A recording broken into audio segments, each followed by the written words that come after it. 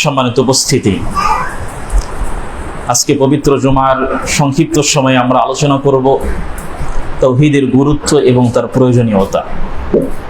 যেহেতু উদ্বোধনের পরে এটা আমাদের প্রথম জুমা, মুসলিমদের সর্বপ্রথম যে বিষয় জানা খুবই জরুরি, যেটা না জানলে সে মুসলিম টিকিয়ে রাখতে পারবে না। আমরা সেই বিষয়ে কথা বলবো ইনশাআল্লাহ। ওমা তৌফিকি ইল্লা বিল্লাহ আলাইহি তাওয়াক্কালতু ওয়া ইলাইহি উনীব। ক্বালা রাব্বি ইশরাহ লি সাদরি ওয়া ইয়াসসির লি আমরি ওয়াহলুল উকদাতাম মিন লিসানি ইয়াফকাহু কাওলি। সম্মানিত উপস্থিতি, আলোচনা যাওয়ার পূর্বে আপনাদেরকে একটা হাদিস শোনাতে চাই। হাদিসটি বর্ণিত হয়েছে ইমাম তাবারানী মুজাবুল কাবীর 639 নম্বর হাদিস। রাসূলুল্লাহ সাল্লাল্লাহু আলাইহি ওয়াসাল্লাম বলছেন, কোন ব্যক্তি যদি কোনো দ্বীনি বৈঠকে আসে, কোন ব্যক্তি যদি কোনো দ্বীনি মজলিসে আসে, দ্বীনি বৈঠকে আসার পরে, দ্বীনি মজলিসে আসার পরে দাঁড়িয়ে না থেকে চুপচাপ বসে থাকবে, দাঁড়িয়ে থাকবে না, বসে পড়বে এবং কোনো প্রকার উদাসীনতা অবলম্বন করবে না, অমনোযোগী হবে না। কথাগুলো ইমাম সাহেব, বক্তা সাহেব, খতিব সাহেব যে আলোচনাগুলো করবে, উদাসীনতা অবলম্বন ছাড়াই কথাগুলো গ্রহণ করার চেষ্টা করবে এবং ওই বৈঠকের, ওই মজলিসের শেষ পর্যন্ত থাকবে। তিনটা বাক্য বলেছেন। এক, বৈঠকে এসে দাঁড়িয়ে থাকা যাবে না, বসতে হবে। দুই, অমনোযোগী হওয়া যাবে না, ঘুমানোর চেষ্টা করা যাবে না, উদাসীনতা অবলম্বন করা যাবে না। যত সময় এই কথা চলবে অত সময় মনোযোগ সহকারে শুনতে হবে। নাম্বার 3 হচ্ছে, বৈঠকের শেষ হওয়ার আগ পর্যন্ত এখান থেকে ওঠা যাবে না। এই 3টা কাজ যারা করবে, আল্লাহ নবী মুহাম্মদ রাসূলুল্লাহ সাল্লাল্লাহু আলাইহি ওয়াসাল্লাম বলছেন, ক্বাদ গফারাল্লাহু লাকুম যুনুবাকুম, ওই ব্যক্তির জীবনের সমস্ত গুনাহকে আল্লাহ ক্ষমা করে দিবেন। সুবহানাল্লাহি ওয়া বিহামদিহি। কি কথা বলেছেন!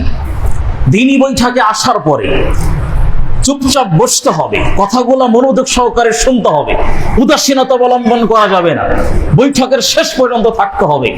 যারা করতে পারবে তাদের জন্য সুসংবাদ, ক্বাদ গফারাল্লাহু লাকুম যুনুবাকুম, জীবনের সমস্ত গুনাহ মাফ। সুবহানাল্লাহি ওয়া বিহামদিহি। এটা বলেই শেষ করে নাই, পরের বাক্যে বলছেন, ওয়া বুদ্দিলাত সাইয়্যাতিকুম হাসানাত, জীবনের গুনাহ তো মাফ হয়ে যাবে এবং যত গুনাহ করেছিল এই গুনাহগুলো আল্লাহ নেকি দিয়ে পরিবর্তন করে দিবেন। সুবহানাল্লাহি ওয়া বিহামদিহি। চমৎকার হাদিস। হাদিস এরকম একটাই খুঁজে পাওয়া যায় যেখানে গুনাহ মাফ হবে এবং গুনাহগুলো নেকিতে পরিবর্তন হবে। সালাত আদায় করবেন, ফজিলত আছে, সওয়াব পাবেন, গুনাহ মাফ হবে এটা সত্য, কিন্তু গুনাহগুলো নেকি হবে এই কথা বলা হয়নি। যাকাত দিবেন, গুনাহ মাফ হবে, গুনাহগুলো নেকি হবে এই কথা বলা হয়নি। সাদকা করবেন, গুনাহ মাফ হবে, গুনাহগুলো নেকি হবে এই কথা বলা হয়নি। সিয়াম রাখবেন, ভালো ভালো কাজ করবেন। আমি জানি, আমি এখানে খুতবা দিচ্ছি, আমার চেয়ে অনেক বিজ্ঞ ব্যক্তি এখানে বসে আছে, এটা আমি মানি, কিন্তু দুঃখের বিষয় সবই জানি আমরা, আমাদের মানতে সমস্যা, আমাদের আমলের সমস্যা। এটাই সমস্যা। কি হচ্ছে? মানুষের মেন্টালিটি সমস্যা। আজকে জুমার দিন এখানে আমরা কেন এসেছি? কয়জন বলতে পারবে এখানে কেন এসেছি, কি কারণে এখানে এসেছি? অধিকাংশ মানুষ বলবে জুমার সালাত তাই পড়তে এসেছি, বাস খালাস, এতটুকুই বলবে। জুমার দিন আলাদা করে কেন বলা হয়েছে? করব এই নিয়ত নিয়ে এসেছি যে ইলম শিখে নিজেও পরিবর্তন হব, সমাজের মানুষকে পরিবর্তন করব। এই নিয়ত নিয়ে কয়জন এখানে এসেছেন বলেন? মনে হয় না। আমি যেটা ডিমান্ড করছি একটা হাত উঠবে। যার কারণে গতানুগতিক ইবাদত মানে সালাত আদায় হচ্ছে, গতানুগতিক খুতবা হচ্ছে, গতানুগতিক সবকিছুই চলছে, কিন্তু মানুষ মানতে চায় না। যে বলে সেও মানে না, আর যে শোনে সেও মানে না, নাকি? এটাই বাস্তব। সালাফরা এই জন্য কিছু কথা বলতেন। সালাফরা বলতেন, সালাসাতু মাওজুদুন ওয়া সালাসাতু মাফকুতুন। তিনটা এমন বিষয় আছে যে তিনটা বিষয় মানুষের ভিতরে বিদ্যমান, মাওজুদ। আর এমন তিনটা জিনিস আছে যে তিনটা জিনিস মানুষের ভিতরে বিদ্যমান নয়, অবিদ্যমান, অপ্রকাশ্য, গায়রে মাওজুদ। সেগুলা কি? তারা বলতেন আল ইলমু মাওজুদুন, ইলমটা মানুষের ভিতরে বিদ্যমান, ইলমটা মানুষের ভিতরে পাওয়া যায়, ইলম মানুষের ভিতরে আছে। তবে কি ওয়াল আমালু ফীহি মাফকুতুন, ইলম অনুযায়ী মানুষের ভিতরে আমল খুঁজে পাওয়া যায় না। আজকে যে বলে সুদ খাওয়া হারাম, দেখা যাচ্ছে ওই ব্যক্তি সুদ খায়। যে বলছে জিনা করা হারাম, দেখা যাচ্ছে ওই ব্যক্তি জিনা করছে। যে বলছে এটা বিদআত সেটা বিদআত, সে নিজেই বিদআত করছে। যে বলছে এটা শিরিক সেটা শিরিক, সে নিজেই শিরিক করছে। যেগুলা বলছে সে নিজেই করছে। নাকি সমাজের এরকম হচ্ছে না? যারা আজকে সমাজের নীতিবাচক ব্যক্তি, দায়িত্বশীল ব্যক্তি, যারা মানুষের সামনে কথা বলে, মানুষকে আহ্বান করে, তাদের দৃষ্টিতে এরকমটাই হচ্ছে। এই ইলম মানুষের ভিতরে আছে। এই যে আপনারা বললেন পৃথিবীর সবচেয়ে উত্তম জায়গা কোথায়? মসজিদ। আর সবচেয়ে খারাপ জায়গা বাজার। এটা একটা হাদিস বললেন আপনি। কি বললেন? হাদিস বললেন। এই হাদিসের জ্ঞান আপনার ভিতরে আছে, এই হাদিসের ইলম আপনার ভিতরে আছে। সুদ খাওয়া কি? হারাম। জিনা করা কি? ব্যভিচার করা কি? গান শোনা কি? এগুলো সব হারাম। এগুলো কোরআনের আয়াত এবং হাদিস, তো এগুলো আপনার ভিতরে আছে, এই ইলম আপনার ভিতরে আছে। সালাফরা তাই বলছেন আল ইলমু মাওজুদ, এই ইলম মানুষের ভিতরে আছে। মানুষ জানে সুদ খাওয়া হারাম, মানুষ জানে জিনা করা হারাম, মানুষ জানে পাপ করা হারাম, মানুষ জানে শিরিক করা সবচেয়ে বড় জঘন্যতম অপরাধ, তবুও মানুষ শিরিক করে, তবুও মানুষ গান শোনে, তবুও মানুষ পাপ করে। যে জানে সেই বেশি করে। সালাফরা প্রথম বাক্যই তাই বললেন, ইলম মানুষের ভিতরে আছে, তবে ইলম অনুযায়ী মানুষের ভিতরে আমলই খুঁজে পাওয়া যায় না। এটা হচ্ছে আমাদের সমস্যা। দ্বিতীয় কথা বলেন ওয়াল আমালু মাওজুদুন, আমল মানুষের ভিতরে আছে, আমলটাও মানুষের ভিতরে খুঁজে পাওয়া যায়। সংখ্যায় কম হলেও অনেক ব্যক্তি আছে যারা 5 ওয়াক্ত সালাত মসজিদে জামাতের সাথে আদায় করে। সংখ্যায় কম হলেও বহু মানুষ আছে যারা সামান্য সময়ের জন্য হলেও কোরআন তেলাওয়াত করে। সংখ্যায় কম হলেও বহু মানুষ আছে যারা দান সাদকা করে। তো সালাফরা বলছেন ওয়াল আমালু মাওজুদুন, এই আমল মানুষের ভিতরে আছে, তবে কি ওয়াল ইখলাসু ফীহি মাফকুতুন, আমল অনুযায়ী মানুষের ভিতরে ইখলাসটা নেই। যে দান করছে, দানবীর মানুষ বলবে এজন্য দান করছে। যে হজ করে আমাকে মানুষ আলহাজ বলে ডাকবে, এজন্য বলছে। মানুষের বড়ত্ব মহত্ব প্রকাশ করার জন্য কথা বলছে। তো সালাফরা তাই বলছেন এই আমল মানুষের ভিতরে আছে, তবে কি ওয়াসিদ মানে আল ইখলাসু ফীহি মাফকুতুন, আমল অনুযায়ী মানুষের ইখলাসটা ঠিক নেই। 3 নম্বর কথা বলতেন ওয়াল হুব্বু মাওজুদুন, মানুষের ভিতরে ভালোবাসা আছে।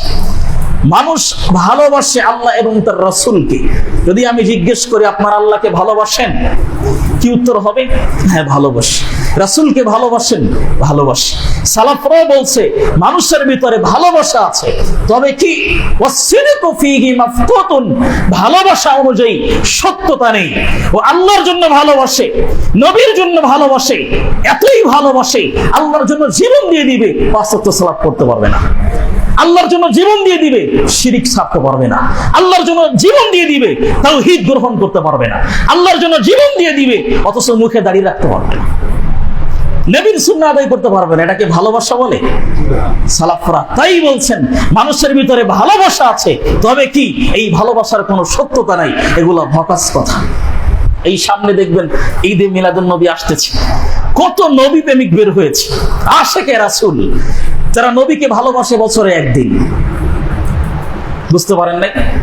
বছরে একদিন তারা ভালোবাসে, চিন্তা করছে একদিন যদি আমরা নবীকে ভালোবাসি আমাদের জন্য জান্নাত নবী লিখে দিবে। নাউযুবিল্লাহ।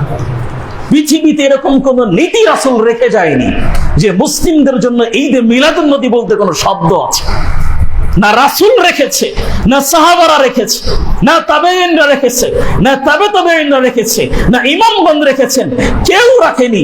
রেখেছে 600 বছর পরে গিয়ে এই পাকিস্তানের একজন মুহাদ্দিস তাহেরি কাদেরি নামে, যিনি রাসূলের এই ঈদে মিলাদুন নবী চালু করেছিলেন। আর আমরা মুসলিমরা এতই হতভাগা, সেই ব্যক্তি কেন্দ্রিক আমলকে ধরে রেখে রাসূলের সুন্নাহ মনে করে আদায় করছি। নিঃসন্দেহে যারা চিন্তা করে এই যে মিলাদুন্নবী বলতে শব্দগুলো তৈরি করছে, এতই যদি তোমার প্রেম থাকে, ভালোবাসা থাকে, তাহলে এই দিন নাচানাচি না করে তুমি সিয়াম রাখো। এতই তোমার ভালোবাসা, এতই তোমার আশেকের রাসূল, তো তুমি নাচানাচি করছো কেন? গান বাজনা করছো কেন? 2 রাকাত সালাত আদায় করো, নবীর জন্য দোয়া চাও, তোমার জন্য কল্যাণের দোয়া চাও। এরকম তো করতে পারো না কোনোদিন। 2 রাকাত সালাত আদায় করে বলো যে আমাদের নবী যিনি আমাদের জন্য এই বিধান দিয়েছেন, পাথর আঘাত খেয়ে নিজের গোটা জীবনের তাজা রক্ত ঢেলে দিয়ে আমাদের এই দিন ধর্ম দিয়েছেন, আর সেই দিন ধর্ম তুমি এখন গান এবং বাদ্যর মাধ্যমে তুমি উদযাপন করছো। এটা হচ্ছে আমাদের অজ্ঞতা। সম্মানিত উপস্থিতির জন্য সালাফরা বলছেন কি, মানুষের ভিতরে ভালোবাসা আছে, তবে এই ভালোবাসার কোনো সত্যতা নেই, যার বাস্তব রূপ আমরা দেখতে পাচ্ছি। সম্মানিত উপস্থিতি, ভূমিকায় কথাগুলো আপনাদেরকে বললাম যে আমাদের সমাজের নীতি এখন কেমন। অতএব প্রতি জুমাতে যখন খুতবা শুনতে যাবেন, কোন নসিহত শুনতে যাবেন, কোন ভালো কাজ করতে যাবেন, তখন নিয়ত আগে পরিশুদ্ধ করতে হবে। নিয়ত থাকতে হবে ইলম অর্জন করব, ইলম নিজে শিখব, এবং এই ইলম দিয়ে আমার পরিবার এবং সমাজকে আলোকিত করব ইনশাআল্লাহ। এই নিয়ম থাকতে হবে। কারণ নবী সাল্লাল্লাহু আলাইহি ওয়াসাল্লাম কি বলছেন, কোন ব্যক্তি যদি এই নীতি নিয়ে, এই আদর্শ নিয়ে, এই নিয়ত নিয়ে ঘর থেকে বের হয় যে আমি ইলম অর্জন করার জন্য যাচ্ছি, আল্লাহ রাসূল কি বলছেন, মান সালাকা তরিকান ইয়ালতামিসু ফীহি ইলমান সাহালাল্লাহু লাহু বিহি তরিকান ইলাল জান্নাহ। যেই ব্যক্তি ঘর থেকে বের হবে এই নিয়ত করে আমি ইলম অর্জনের উদ্দেশ্য যাচ্ছি, আল্লাহ রাসূল সাল্লাল্লাহু আলাইহি ওয়াসাল্লাম বলছেন এই ব্যক্তির জন্য জান্নাতে যাওয়ার রাস্তা স্বয়ং আল্লাহ সহজ করে দিবেন। সুবহানাল্লাহি বিহামদি। এজন্য এই নিয়ত নিয়ে বের হতে হবে ইনশাআল্লাহ। সম্মানিত উপস্থিতি, আমাদের বক্তব্যের বিষয় হচ্ছে তাওহীদ এবং তার গুরুত্ব, প্রয়োজনীয়তা। তাওহীদ হচ্ছে এমন একটা জিনিস যেটা একটা মুসলিমের জন্য সবচেয়ে গুরুত্বপূর্ণ বিধান। যেরকম ভাবে আপনার মাথা ছাড়া পুরো দেহ অচল, যার কোনো মূল্যই নেই, ঠিক একই ভাবে তাওহীদ ছাড়া ইসলামের কোনো মূল্য নেই। তাওহীদ যার ভিতরে থাকবে, ঈমান যার ভিতরে থাকবে, আল্লাহ কেন্দ্রিক আকীদা, সঠিক বিশ্বাস, রাসূল কেন্দ্রিক সঠিক আকীদা এবং বিশ্বাস দৃঢ়তা যাদের ভিতরে থাকবে, তারাই প্রকৃত কামিয়াবি হতে পারবে। কারণ তাওহীদ ছাড়া আপনার ভিতরে যদি পরিপূর্ণ তাওহীদ না থাকে, পরিপূর্ণ ঈমান না থাকে, আল্লাহ কেন্দ্রিক বিশ্বাস পরিপূর্ণতা না হয়, তাওহীদে রুবুবিয়্যাহ, তাওহীদে উলুহিয়্যাহ, তাওহীদে আসমা ওয়াস সিফা, এগুলো যদি পরিপূর্ণভাবে না থাকে, যত সালাত আদায় করেন, যত সিয়াম রাখেন, যত হজ করেন, যত যাকাত দেন, এগুলা কোনোটাই আল্লাহর কাছে গ্রহণযোগ্য হবে না। এটাই বাস্তব। খুলুন পবিত্র কোরআনুল কারীম, সূরাতুল ফুরকান 25 নম্বর সূরা 23 নম্বর আয়াতে আল্লাহ বলছেন, কিয়ামতের মাঠে এক শ্রেণীর মানুষের আমলনামা আমার সামনে পেশ করা হবে। কে বলছেন? আল্লাহ। ওয়াকাদিমনা ইলা মা আমিলু মিন আমালিন ফাজআলনাহু হাবাআন মানসুরা। আল্লাহ বলছেন কিয়ামতের মাঠে এক শ্রেণীর ব্যক্তির আমলনামা আমি আল্লাহর সামনে পেশ করা হবে, আর এটা আমি দেখব। এই আমলগুলো আমি দেখে কি করব? হাবাআন মানসুরা, ওই আমলগুলো বিক্ষিপ্তর মতো উড়িয়ে দিব, ওর কোনো মূল্যই থাকবে না। চিন্তা করেন তো যদি এরকমটা আমাদের সাথে হয়ে যায়। কি বলছেন? কিয়ামতের মাঠে এক শ্রেণীর আমলনামা আমার সামনে পেশ করা হবে। আপনার এই 20 বছর, 40 বছর, 60 বছর, 70 বছরের জিন্দেগির আমলনামা আল্লাহর সামনে পেশ করা হলো, আর আল্লাহ কি বলছেন? এগুলো আমি দেখবো, দেখার পরে হাবাআন মানসুরা, এগুলো বিক্ষিপ্তের মতো উড়িয়ে দিব, ওর কোনো মূল্যই থাকবে না আমার কাছে। যদি আমাদের সাথে এরকমটা হয়ে যায়, তখন অবস্থা কি হবে বলেন? তো তাওহীদ যদি না থাকে, খালিস যদি ঈমান না থাকে, বিশ্বাস না থাকে, আকীদা ঠিক না থাকে, ঈমান মানে আমল কবুল হবে না, এটা অসম্ভব। সূরাতুল গাসিয়ার মধ্যে আল্লাহ কি বলছেন? আমিলাতুন নাসিবা, মানুষ আমল করতে করতে ক্লান্ত হয়ে যাবে, আমল করতে করতে কষ্ট হয়ে যাবে, এত বেশি আমল করবে, ক্লান্ত হয়ে পড়বে, শ্রান্ত হয়ে পড়বে। আল্লাহ বলছেন তাসলা নারান হামিয়া, আর ওই ক্লান্ত করা আমল দিয়ে মানুষ উত্তপ্ত জ্বলন্ত আগুন জাহান্নামে যাবে, শুধুমাত্র বিশ্বাস ঠিক না থাকার কারণে, নীতি আদর্শ রাসূল কেন্দ্রিক না হওয়ার কারণে। আমল করছেন কষ্ট করে, আবার ওই আমল দিয়ে জাহান্নামে যাবেন। আল্লাহু আকবার। যদি এরকমটা হয়, তাহলে অবস্থা কেমন হতে পারে বলেন? এমনিতেই যারা মনে করেন হিন্দু, বৌদ্ধ, খ্রিস্টান, অমুসলিম, এরা জাহান্নামে গেলে নিজেকে বলতে পারবে যে না, আমি না হয় অমুসলিম ছিলাম, আমাকে আল্লাহ জাহান্নামে দিয়েছে, এদের একটা আফসোসের জায়গা আছে নাকি, যে আমি অমুসলিম, আল্লাহ আমাকে জাহান্নামে দিতেই পারে। কিন্তু যারা মুসলিম, ইমানদার হয়েছে, মুসলিম হয়েছে, এরপরও যদি জাহান্নামের কাতারে নাম চলে যায়, তখন আর আফসোসের জায়গাও থাকে না, তখন শুধু হতাশা ছাড়া আর কিছুই থাকে না। এই জন্য যত সময় পর্যন্ত নিঃশ্বাস আছে, এত সময় পর্যন্ত বাঁচার পথ আছে, আকীদা ঠিক করার পথ আছে, আমল ঠিক রাখার পথ আছে। আপনি এটা মনে করিয়েন না যে শুধুমাত্র মুসলিম বললেই আল্লাহ আপনাকে ছেড়ে দিবে কিয়ামতের মাঠে, এটা অসম্ভব। আল্লাহ বলছেন পবিত্র কোরআনুল কারীম সূরাতুল আনকাবুত শুরু থেকে আল্লাহ বলছেন, আলিফ লাম মিম আহাসিবান নাস আইয়ুতরাকু আইয়াকুলু আমান্না ওয়া হুম লা ইফতানুন। আল্লাহ বলছেন আহাসিবান নাস, মানুষ কি মনে করে নিয়েছে, আইয়ুতরাকু একে ছেড়ে দেওয়া হবে, আইয়াকুলু যখন সে মুখে বলে আমান্না আমরা ঈমানদার, আমরা মুসলিম, এই কথা যখন সে মুখে বলে, ওয়া হুম লা ইফতানুন আল্লাহ পরীক্ষা না করে ছেড়ে দিবে একে, এটা কোশ্চিনকালে হতেও পারে না। আপনি ইমানদার কিনা এটা পরীক্ষা দিয়ে প্রমাণ করতে হবে, আপনি মুসলিম কিনা এটা পরীক্ষা দিয়ে প্রমাণ করতে হবে। আপনার বাবা মুসলিম, দাদা মুসলিম, 14 পুরুষ মুসলিম, বিধায় আপনি মুসলিম, আর এই কারণে আল্লাহ ছেড়ে দিবে, এরকমটা ভাবাও যাবে না, এরকমটা চিন্তাও করা যাবে না। আল্লাহ এটাই বলছেন যে যখন তুমি মুখে বলো আমরা ইমানদার, আমরা মুসলিম, আর ওয়াহুম লা ইফতানুন আল্লাহ পরীক্ষা না করে ছেড়ে দিবে, এটা তুমি কখনো আশা করিও না। ওয়ালাকাদ ফাতান্নাল্লাযীনা মিন ক্বাবলিহিম ফালা'লামান্নাল্লাহুল্লাযীনা সাদাকু ওয়া লা'লামান্নাল কাযিবিন। আল্লাহ বলছেন ইতিপূর্বে যত মানুষ এসেছিল পৃথিবীতে, কে সত্য আর কে মিথ্যাবাদী, এগুলো আমি আল্লাহ একদিন প্রকাশ করে দিব এগুলা। অতএব সময় যেহেতু আছে, এখন পর্যন্ত বেঁচে আছেন, আকীদা ঠিক রেখে 1 রাকাত সালাত আদায় করবেন, 1 রাকাতই জান্নাতে যাওয়ার জন্য যথেষ্ট হয়ে যাবে ইনশাআল্লাহ। জেনে রাখেন, যার একটা সিজদা কবুল হবে, একটা রুকু কবুল হবে, 1 রাকাত সালাত কবুল হবে, 1 টাকা দান কবুল হবে, একটা সিয়াম কবুল হবে, ওই ব্যক্তি জান্নাতে। সুবহানাল্লাহ। কারণ আল্লাহ বলছেন কি, ইন্নামা ইয়াতাকাব্বালুল্লাহ মিনাল মুত্তাকিন, নিশ্চয়ই আল্লাহ মুত্তাকিনদেরটা ছাড়া অন্য কারোরটা গ্রহণ করে না। মুত্তাকি যে ব্যক্তি, তার থেকেই আল্লাহ গ্রহণ করে, তার সালাত, তার সিয়াম, তার কুরবানি, তার হজ, তার যাকাত, যে ব্যক্তি মুত্তাকিন তার থেকেই গ্রহণ করবে। আর যে ব্যক্তি মুত্তাকিন তার থেকে গ্রহণ করা মানে মুত্তাকিনদের জন্য আল্লাহ জান্নাত। সুবহানাল্লাহ। যার 1 টাকা গ্রহণ করা হবে, ওই ব্যক্তি মুত্তাকি, আর ওর জন্য আল্লাহ জান্নাত রেখে দিয়েছে। সুবহানাল্লাহ। আল্লাহ বলেন ওয়াইদাত লিল মুত্তাকিন, মুত্তাকিনদের জন্য জান্নাতকে প্রস্তুত করে রেখে দেওয়া হয়েছে। সুবহানাল্লাহি ওয়া বিহামদিহি। অতএব এখন পর্যন্ত সময় যেহেতু আছে, তাওহীদ বুঝে নিতে হবে, আকীদা বুঝে নিতে হবে, বিশ্বাস বুঝে নিতে হবে, ঈমান বুঝে নিতে হবে, মানহাজ ঠিক রাখতে হবে।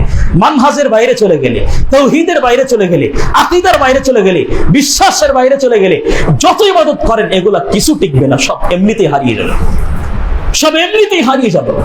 কারণ মানুষের, এই যে একটা হাদিস আপনারা শুনেছেন, আল্লাহ নবী মুহাম্মদ রাসূলুল্লাহ সাল্লাল্লাহু আলাইহি ওয়াসাল্লাম বলছেন, বুখারীর 56 নম্বর হাদিস, আলা ওয়া ইন্না ফিল জাসাদি মুদগা ফাইন সালুহা সালুহাল জাসাদু কুল্লু ওয়া ইন ফাসাদা ফাসাদাল জাসাদু কুল্লু আলা ওয়া হিয়া আল কলব। আল্লাহ সাল্লাম বলছেন, হে পৃথিবীর মানুষ, শুনে রাখো, তোমার গোটা শরীরের ভিতরে এমন একটা জায়গা আছে, একটা টুকরো আছে, যেই জায়গা ভালো থাকলে পুরো শরীর ভালো থাকে, যেই টুকরা ভালো থাকলে পুরো শরীর ভালো থাকে, আর যেই টুকরা নষ্ট হয়ে গেলে পুরো দেহ নষ্ট হয়ে যায়, পুরো শরীর নষ্ট হয়ে যায়। জেনে রাখো, তা হচ্ছে আলা ওয়া হিয়া আল কলব, তা হচ্ছে মানুষের অন্তর, তা হচ্ছে মানুষের বিশ্বাস। যদি মানুষের অন্তর পরিশুদ্ধ থাকে, যদি মানুষের অন্তর ঈমান ঠিক থাকে, মানুষের ভিতরে তাওহীদ ঠিক থাকে, তাহলে তার ঈমান ঠিক থাকে। যার ভিতরে অন্তর নষ্ট হয়ে যায়, যার অন্তর কলুষিত হয়ে যায়, তাওহীদ থেকে দূরে সরে যায়, তার পুরো ঈমানই নষ্ট হয়ে যায়। এই জন্য বেঁচে থাকেন, আছে মানে, সময় আছে মানে এখনো বাঁচার সুযোগ আছে। সম্মানিত উপস্থিতি, তাওহীদ এজন্য এতটা গুরুত্বপূর্ণ বিষয় যে মুসলিমদের সবচেয়ে বড় প্রথম বিষয় হচ্ছে তাওহীদ। যার তাওহীদ আছে, আল্লাহ কেন্দ্রিক দৃঢ় বিশ্বাস, আল্লাহ কেন্দ্রিক দৃঢ় ঈমান যার আছে, সেই কামিয়াব হতে পেরেছে। আর পৃথিবীতে যত নবী এবং রাসূল এসেছিল, প্রত্যেকটা নবী এবং রাসূলের দাওয়া ছিল এই তাওহীদ কেন্দ্রিক। তাওহীদকে আলেম ওলামাগণ 3 ভাগে বিভক্ত করেছেন। কয়ভাবে? 3 ভাগে। 1 তাওহীদে উলুহিয়্যা, তাওহীদে রুবুবিয়্যা।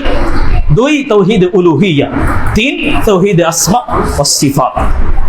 তাওহীদে রুবুবিয়্যা এটা সবাই বিশ্বাস করে, যে রিজিকদাতা হিসাবে, বিধানদাতা হিসাবে, সৃষ্টিকর্তা হিসাবে, আইনদাতা হিসাবে একজন তিনি আল্লাহ। এটা সবাই বিশ্বাস করে। তাওহীদ রুবুবিয়্যাহ নিয়ে কোনো ইখতিলাফ নেই, কোনো দ্বন্দ্ব নেই, কোনো ফ্যাসাদ নেই, সবাই এটা বিশ্বাস করে। মুসলিমরাও যেরকম বিশ্বাস করে যে উপরে একজন আছেন, সেরকম হিন্দুরাও বিশ্বাস করে উপরে একজন আছে, খ্রিস্টানরাও বিশ্বাস করে উপরে একজন আছেন, সবাই এটা বিশ্বাস করে। আর আল্লাহর এই তিন প্রকারের তাওহীদ তিনি সূরা ফাতিহার ভিতরে, পবিত্র কালামের সূরা ফাতিহার ভিতরে স্পষ্ট ক্লিয়ার কি বলে দিয়েছেন, আলহামদুলিল্লাহি রাব্বিল আলামিন, যাবতীয় প্রশংসা কার জন্য? আল্লাহর জন্য। এই তাওহীদ সবাই বিশ্বাস করে। তাওহীদ রুবুবিয়্যাহ যেটা, এটা সবাই বিশ্বাস করে, এটা নিয়ে কোনো ইখতিলাফ নেই। যেরকম মক্কার কাফেরদেরকে যখন জিজ্ঞেস করা হয়েছিল এই আকাশকে সৃষ্টি করেছে, এই জমিনকে সৃষ্টি করেছে, তারা এক বাক্যে বলেছিল লা ইয়াকুলুন্নাল্লাহ, এগুলা উপরে যিনি আছেন রব, তিনি সৃষ্টি করেছেন। কাফেররা এটা বলেছিল। তো এখন আমাদের অবস্থা তাই, আমরা এটা স্বীকার করি যে তাওহীদ শুধুমাত্র মানে তাওহীদ রুবুবিয়্যাহ যেটা, আল্লাহ এক, যিনি রিজিকদাতা, বিধানদাতা, এটা নিয়ে কারো কোনো ইখতিলাফ নেই। ইখতিলাফের বিষয় হচ্ছে তাওহীদ উলুহিয়্যাহকে নিয়ে, যে ইবাদতের যোগ্য শুধুমাত্র একজন, তিনি কে? আল্লাহ। এটা হচ্ছে আমাদের সমাজের মানুষ বিশ্বাস করতে চায় না, বিধর্মীরা বিশ্বাস করতে চায় না। যেমন হিন্দুরা, এরা বলে যে উপরে একজন আছেন, কিন্তু ইবাদতের জন্য এদের মূর্তি হচ্ছে কয়টা? 360টি তাদের ইবাদত করার ব্যক্তি। আর মুসলিমদের ভিতরে অবস্থা কি? তাওহীদে উলুহিয়্যাহকে নিয়ে ইবাদত এক আল্লাহর করব, তবে ওসিয়তনামা লাগবে। কোন ব্যক্তি কেন্দ্রিক, কোন মাযহাব কেন্দ্রিক, কোন পীর কেন্দ্রিক, কোন বটগাছ কেন্দ্রিক, কোন গাবগাছ কেন্দ্রিক, নাকি? এটা আমাদের ভিতরে এখন পর্যন্ত আছে। মক্কার কাফেররাও জানতো উপরে আল্লাহ একজন আছে, আমরাও জানি উপরে আল্লাহ আছে। তারা বলছে কি যে ওই আল্লাহর ইবাদত করতে হলে আগে মূর্তির ইবাদত করতে হবে। আর আমাদের আকীদা বিশ্বাস কি, ওই আল্লাহকে পেতে হলে আগে পীরের মুরিদ হতে হবে, ওই আল্লাহকে পেতে হলে আগে বটগাছে যেতে হবে, আগে মাজারে যেতে হবে, আগে সেখানে যেতে হবে। নাউজুবিল্লাহ। এই তাওহীদে উলুহিয়্যাহ হচ্ছে আমাদের ভিতরে, আমাদের অন্তরকে কুলুষিত করে দিচ্ছে। এই ভ্রান্ত আকীদা ঢুকে যাচ্ছে, এই নীতি এমন অবস্থা হয়ে গিয়েছে যে আল্লাহ পাক রব্বুল আলামিন এর জন্যই বলছেন পবিত্র কোরআনুল কারীম 17 নম্বর পারা 3 নম্বর পৃষ্ঠার শেষ দিকে সূরাতুল আম্বিয়ার মধ্যে আল্লাহ বলছেন যে যাদের চিন্তার আকীদা হচ্ছে কি, নাস্তিকদের কথা আল্লাহ তুলে ধরেছেন, যে তাদের প্রশ্ন হচ্ছে এত বড় পৃথিবী, এত বড় আসমান আর জমিন একজন আল্লাহ কিভাবে দেখাশোনা করতে পারেন? এটা কিভাবে সম্ভব? এটা তাদের মাথায় কখনো ঢোকে না যে এত বড় পৃথিবী একলা কিভাবে দেখাশোনা করে। আল্লাহ বলছেন লাউ কানা ফীহিমা আলিহাতুন ইল্লাল্লাহু লাফাসাদাতা, পৃথিবীর মানুষ শুনে রাখো, যদি এই পৃথিবীতে এক ইলা বাদ দিয়ে দ্বিতীয় ইলা থাকতো, তাহলে এই পৃথিবী ধ্বংস হয়ে যেত, পৃথিবী আর পৃথিবী থাকতো না। লাফাসাদাতা, তাদের ভিতরে ফ্যাসাদ তৈরি হতো। এক ইলা বলতো এখন দিন হবে, অন্যজন বলতো না এখন রাত হবে, একজন বলতো এখন বৃষ্টি হবে, আর একজন বলতো না এখন রোদ হবে, ইত্যাদি কারণে পৃথিবী ধ্বংস হয়ে যেত। তো আল্লাহর তাওহীদে উলুহিয়্যাহকে বোঝানোর জন্য আল্লাহ পাক রব্বুল আলামিন পবিত্র কোরআনের মধ্যে ছোট্ট একটি সূরা দিয়েছেন, যে সূরাকে বলা হয় সূরাতুত তাওহীদ। সে সূরার নাম কি? সূরাতুল ইখলাস। এই ইখলাস হচ্ছে এমন একটা সূরা, যেরকম ভাবে আপনি কোনো বস্তু, কোনো জিনিস পরিমাপ করার জন্য আপনার ওই পাল্লার প্রয়োজন হয়, ঠিক তাওহীদে উলুহিয়্যাহ বা আপনার রবকে চিনার জন্য দাড়িপাল্লা হচ্ছে সূরাতুল ইখলাস। এই সূরা ইখলাসের সাথে যার আদর্শ গ্রহণ হবে, যার গুণাবলী মিলে যাবে, তিনি হবে আপনাদের রব। এবার আপনি দেখেন সূরাতুল ইখলাস কোন দিকে যায়। আল্লাহ বলছেন মুহাম্মদ সাল্লাল্লাহু আলাইহি ওয়াসাল্লাম উম্মতদেরকে জানিয়ে দাও, কুল হু আল্লাহু আহাদ, আল্লাহ হচ্ছেন এক, অদ্বিতীয়, যার কোনো শরীক নেই। এবার আপনি দেখেন মুসলিম ব্যতীত যত ধর্মের মানুষ আছে, কোন ব্যক্তির ইবাদতের রব হচ্ছেন কয়জন? 360 জন, কারো 80 জন, কারো 120 জন, কারো 3 জন, কারো 7 জন, ইত্যাদি ইত্যাদি আছে। অথচ আল্লাহ কি বলছেন? তিনি হচ্ছেন আল্লাহু ওয়াহিদ, যিনি হচ্ছেন এক, অদ্বিতীয়, যার কোনো শরীক নেই। আমাদের রব হচ্ছেন এক, অদ্বিতীয়, যার কোনো শরীক নেই। এবার আল্লাহুস সামাদ, যিনি কারো মুখাপেক্ষী নন, কারো কাছে কোনো কিছুর আশা তিনি রাখে না। পৃথিবীর সব মানুষ তার প্রতি মুখাপেক্ষী, তার কাছে আশা রাখে, তার কাছে আকাঙ্ক্ষা রাখে, তার কাছে পাওয়া রাখে। কিন্তু আল্লাহ যিনি রব হবেন, তিনি কারো প্রতি কোনো আশাঙ্ক্ষা রাখবে না, কোনো চাওয়া পাওয়া থাকবে না। এবার আপনি মিলান পৃথিবীতে কোন কোন ব্যক্তি আছে, এরকম নীতি অবলম্বনকারী কে কে আছে যে রব হওয়া দাবি করতে পারে? আমাদের রব ছাড়া কেউ নেই। 3 নম্বরে আল্লাহ বলছেন লাম ইয়ালিদ ওয়া লাম ইউলাদ, রব যিনি হবেন তিনি কাউকে জন্ম দেয়নি, তাকেও কেউ জন্ম দেয়নি। দুঃখের বিষয় বিধর্মীরা নিজেরাই রব তৈরি করে, নাকি নিজেরাই নিজেদের মতো করে রব তৈরি করছে, আবার ইবাদত করে আবার ছেড়ে ভেঙে চলে শেষ করে দিচ্ছে। অথচ আল্লাহর নীতি দিয়েছেন কি, লাম ইয়ালিদ, তিনি কাউকে জন্ম দেননি, ওয়া লাম ইউলাদ, তাকেও কেউ জন্ম দেয়নি, ওয়া লাম ইয়াকুল লাহু কুফুয়ান আহাদ, এবং তার সমতুল্য সমকক্ষ সমপর্যায়ের কেউ হতে পারবে না। সুবহানাল্লাহ বিহামদিহি। তো এই নীতি আপনার ভিতরে থাকতে হবে, এটাকে বলে তাওহীদে উলুহিয়া। ইবাদতের ক্ষেত্রে, বিশ্বাসের ক্ষেত্রে, হক পাওয়ার ক্ষেত্রে, সিজদা পাওয়ার ক্ষেত্রে শুধুমাত্র আল্লাহ ছাড়া পৃথিবীর অন্য কেউ হতে পারে না যে আপনার কাছ থেকে ইবাদত পেতে পারে, আপনার কাছ থেকে সিজদা নিতে পারে, আপনার কাছ থেকে কোনো ইবাদত, কোনো চাওয়া পাওয়া পূরণ করতে পারে। তিনি আল্লাহ এক ছাড়া অন্য কেউ হতে পারে না, এটা অসম্ভব।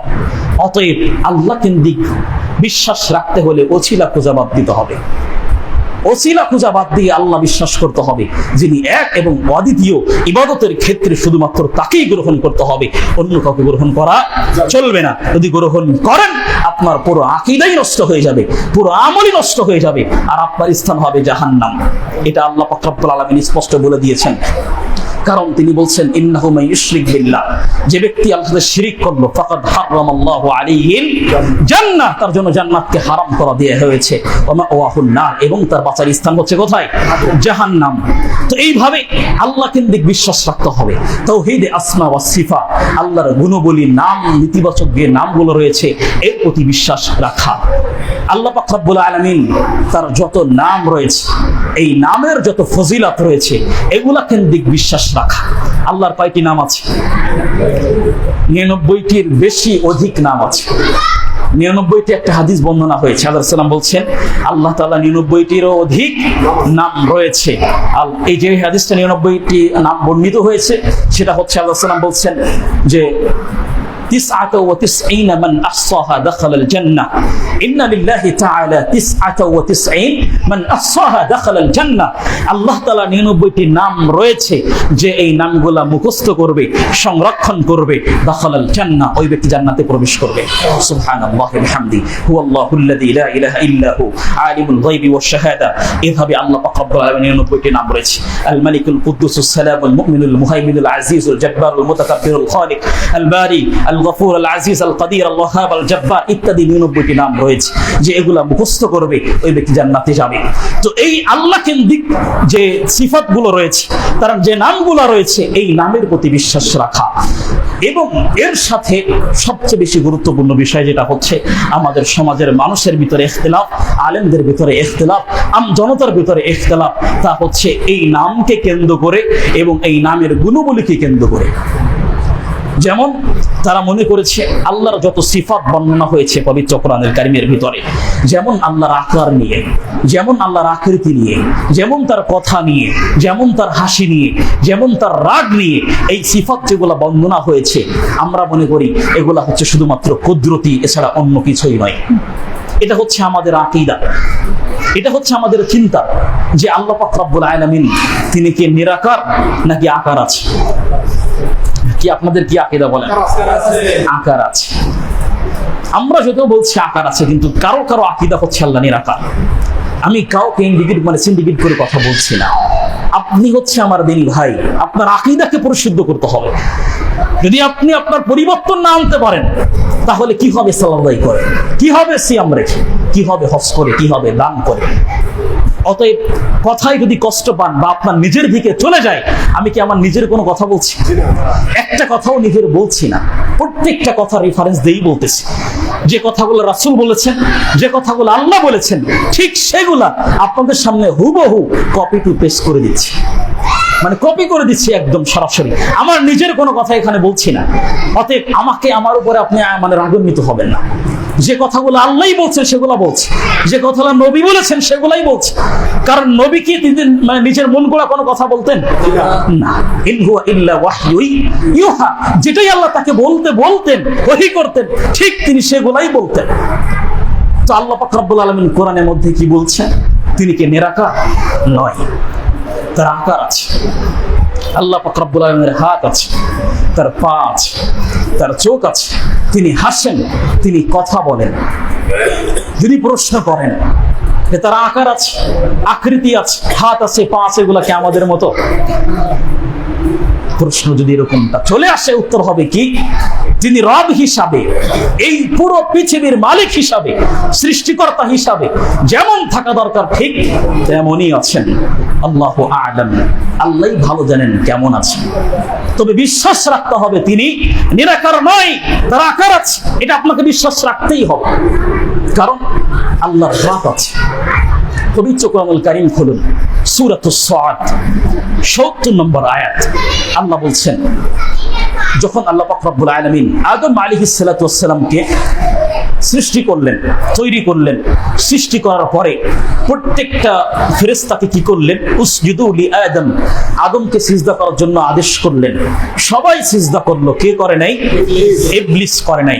এবার আল্লাহ বলছেন, ক্বালা মা মানাআকা আল্লা তাসজুদ, হে ইবলিস, মা মানাআকা, আমি যাকে খালাকতু বিয়াদাই, আমার দুই হাত দিয়ে সৃষ্টি করেছি। কে বলছেন? আল্লাহ। ক্বালা মা মানাআকা আল্লা তাসজুদা লিমা খালাকতু বিয়াদাই, আমি যাকে আমার দুই হাত দিয়ে সৃষ্টি করেছি তাকে সিজদা করতে তোমাকে কে বাধা দিয়েছে? আল্লাহ কি বলেছেন? দুই হাতের কথা বলেছেন। আমি যাকে আমার দুই হাত দিয়ে সৃষ্টি করেছি তাকে সিজদা করতে তোমাকে কে বাধা দিল? কে বাধা দিয়েছে? সূরাতুস সাদ ৭০ নম্বর আয়াত স্পষ্ট বর্ণনা আল্লাহ বলে দিচ্ছেন। এখানে তার হাতের কথা উল্লেখ করা হয়েছে। কি হয়েছে? হাতের কথা উল্লেখ করা হয়েছে, যে তার হাত আছে। আল্লাহর চেহারার কথা উল্লেখ হয়েছে। খুলুন সূরাতুর রহমান ২৬-২৭ নম্বর আয়াত। আল্লাহ কি বলছেন? কুল্লু মান আলাইহা ফান, পৃথিবীতে যা আছে সব ধ্বংসশীল, সব ধ্বংস হয়ে যাবে। ওয়ায়াবকা ওয়াজহু রাব্বিক যুল জালালি ওয়াল ইকরাম, একমাত্র তোমার প্রভুর মুখ সেদিন উজ্জ্বল থাকবেন। সুবহানাল্লাহি বিহামদি, তার চেহারার কথা উল্লেখ করা হয়েছে, আল্লাহর হাতের কথা উল্লেখ করা হয়েছে, চেহারার কথা উল্লেখ করা হয়েছে, তার পায়ের কথা উল্লেখ করা হয়েছে। খুলুন পবিত্র কোরআনুল কারীম ২৯ নম্বর পারা সূরাতুল কালাম আয়াত নাম্বার ৪২। আল্লাহ বলছেন কি? ইয়াউমা ইউকশাফু আন সাক ওয়া ইয়াদউনা ইলা সুজুদ ফালা ইস্তাতিউন, কিয়ামতের মাঠে আল্লাহ পাক রব্বুল আলামিন তার পাকে বের করে দিবেন, পায়ের গোছা বের করে দিয়ে বলবেন, বান্দা তুই আমার জন্য সিজদা করেছিলি, আজকে একটা সিজদা দিয়ে প্রমাণ করে দেখা তুই আসলেই আমার বান্দা ছিলি। সুবহানাল্লাহ। তখন তিনি তার পা বের করে দিয়ে বলবেন, ইকশাফু আন সাক ওয়া ইয়াদউনা ইলা সুজুদ, একটা সিজদা আমার পায়ের ভিতরে পড়ে দিয়ে দেখা তুমি আসলেই আমার বান্দা ছিলে। তো এখানে তার পায়ের কথা উল্লেখ করা হয়েছে। এটা কোরআন থেকে বলছি, কোনো গীতা রাম থেকে বলছি না, বুঝতে পারেন না? কোরআনেই আল্লাহ বলছেন যে তার পায়ের কথা উল্লেখ করা হয়েছে। নবী সাল্লাল্লাহু আলাইহি ওয়াসাল্লাম অসংখ্য হাদিসের ভিতরে বলেছেন, যেটা অধিকাংশ মানুষই জানেন আপনারা। তো আমাদের আকীদা থাকতে হবে বিশুদ্ধ, আকীদা থাকতে হবে সালাফদের আকীদা, যাদের আকীদা ছিল কি? আল্লাহ নিরাকার নয়, যার আকার আছে, যার আকৃতি আছে। দুঃখের বিষয় কি? এগুলা বললে আপনাদের কাছে আমরা খারাপ হয়ে যাই, এগুলা বললে আপনাদের কাছে আমরা বিতর্কিত হয়ে যাই, এগুলা বললে আমরা মানহাজ থেকে বের হয়ে যাই। আমরা কি আমাদের কথা বলেছি?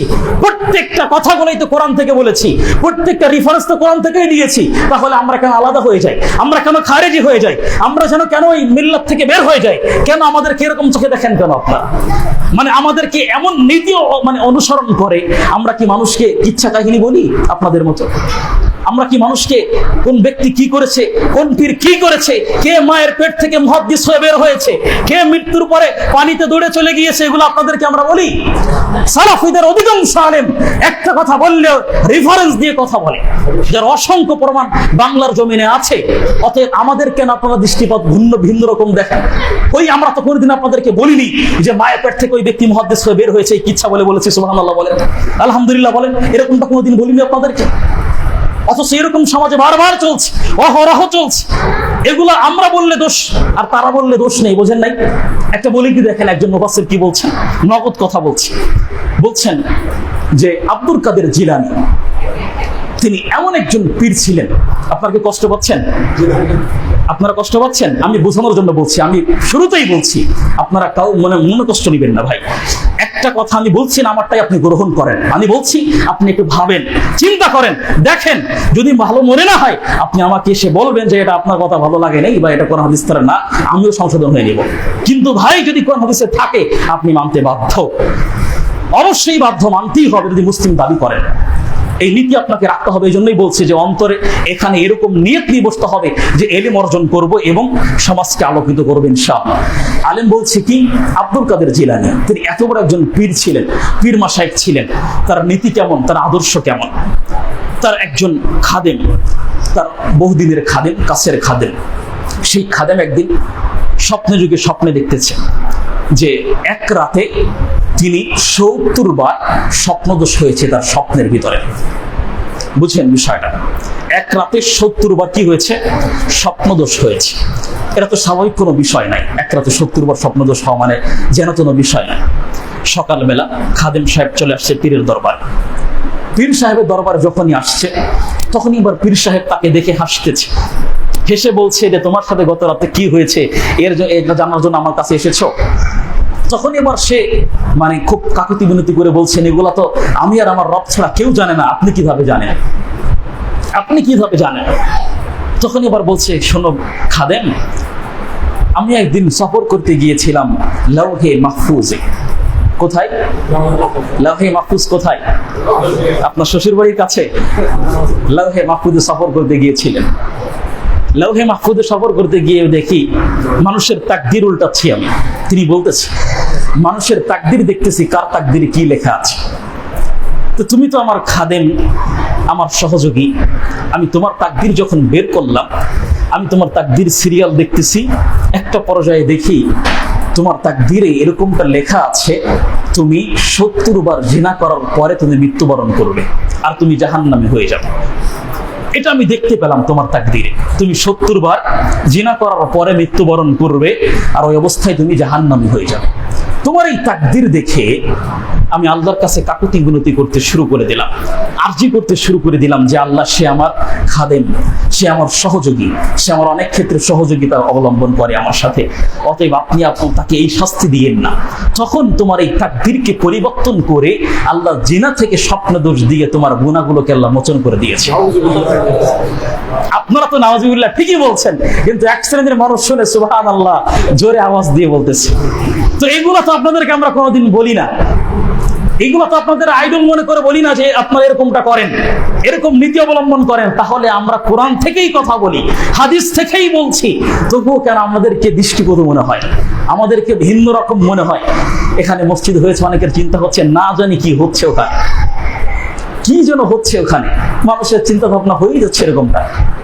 জেনে রাখেন, কথা বলতে গেলে আপনি অবশ্যই হাদিস বলার ক্ষেত্রে উদাহরণ আনতে পারেন, ঘটনা আনতে পারেন, তবে সেটা হতে হবে কি সত্য। নবীদের যে ঘটনা ছিল, আল্লাহ রাসূল কি বলছেন, বাল্লিগু আন্নি ওয়ালাউ আয়া, তোমরা যদি আমার পক্ষ থেকে একটা হাদিস জানা থাকে এটা তুমি প্রচার করে দাও। ইউহাদ্দিসু আন বনি ইসরাঈল, এবং বনি ইসরাঈলদের ভিতরে যদি সত্য কাহিনী জানা থাকে, সত্য ঘটনা জানা থাকে, এগুলা তুমি মানুষের সামনে প্রকাশ করো। জেনে রাখো, মান কাযাবা আলাইয়া মুতাআম্মিদান ফালইয়াতাবাওয়া মাকআদাহু মিনান নার, যে ব্যক্তি বর্ণনা করার ক্ষেত্রে, হাদিস বর্ণনা করার ক্ষেত্রে, ঘটনা বর্ণনা করার ক্ষেত্রে রাসূল কেন্দ্রিক না হবে এমন কোন কথা বলেছে যেটা নবী বলে নাই, রাসূল বলে নাই, ও যেন নিজে দুনিয়াতেই নিজেকে জাহান্নামী মনে করে নাই। নাউজুবিল্লাহ। এজন্য কথা বলতে গেলে অনেক ভেবে চিন্তেই কথা বলতে হয়, চিন্তা ভাবনা করেই কথা বলতে হয়। যাক, ওদিকে যাব না। বলতেছিলাম আমাদের আকীদা হতে হবে বিশুদ্ধ, আল্লাহ কেন্দ্রিক আকীদা। যিনি হচ্ছেন নিরাকার নয়, তারা কি আছে? আকার আছে।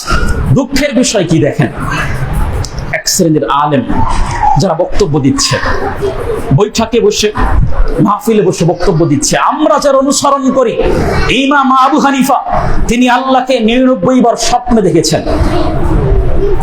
বলে না? বলে যে আমরা যারা অনুসরণ করি, ইমাম আবু হানিফা তিনি আল্লাহকে কয়বার দেখেছেন? 99 বার স্বপ্ন দেখেছেন। অথচ আমার নবী একবারও দেখেনি। আমার নবী একবার আল্লাহকে স্বপ্ন দেখে নাই, ইমাম আবু হানিফা 99 বার স্বপ্ন দেখেছেন। যদি আমরা ধরেও নিই যে কথা ঠিক সামান্য সময়ের জন্য, এই একই বক্তা একই স্টেজে এসে বলছে কি, প্রথম যখন বলেছে যে 99 বার স্বপ্ন দেখেছেন আবু হানিফা, কিছু সময় পরে গিয়ে বলছে আমাদের রব তিনি আবার নিরাকার, তার কোনো আকার নেই। আবার জনগণ বলছে ঠিক কথা, মানে বুঝতে পারেন নাই।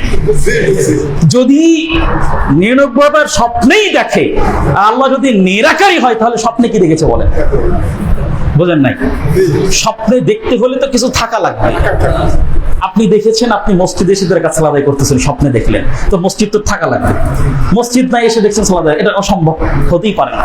তো ওই বক্তাই বলছে 99 বার স্বপ্নে দেখেছি, আবার ওই একই বক্তা বলছে আল্লাহ নিরাকার। এটা আবার কিভাবে হতে পারে বলেন? এটা মুসলিমদের আকীদা হতে পারে না। আপনি ভাবেন, এটা গ্রহণ করার কোনো প্রয়োজন নেই। আমার কথা আপনি চিন্তা করেন, একটু দেখেন, পড়াশোনা করেন। আমি মাঝে মাঝে একটা কথা বলি যে আমরা আসলে হিন্দুদের মতো হয়ে গেছি।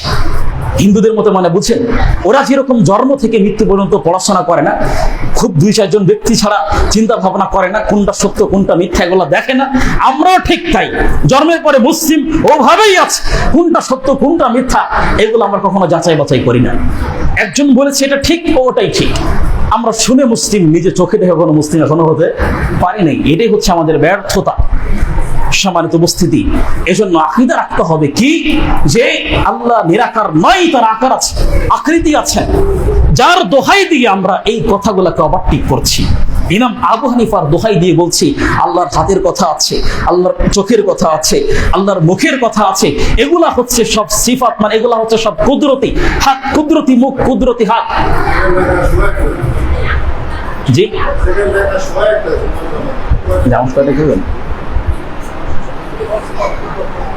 যেটা দিন করবো ইনশাল্লাহ, আমরা এখনই করবো। জি জি ইনশাল্লাহ পাল্টা দেওয়া হবে ইনশাল্লাহ। যেহেতু প্রথম তো আজানের শুরু হওয়ার কথা ছিল অনেক আগে, মুসল্লি আসতে দেরি হয়েছে, এজন্য ঠিক আছে, আপনার কথা ঠিক আছে, টাইম টু টাইম।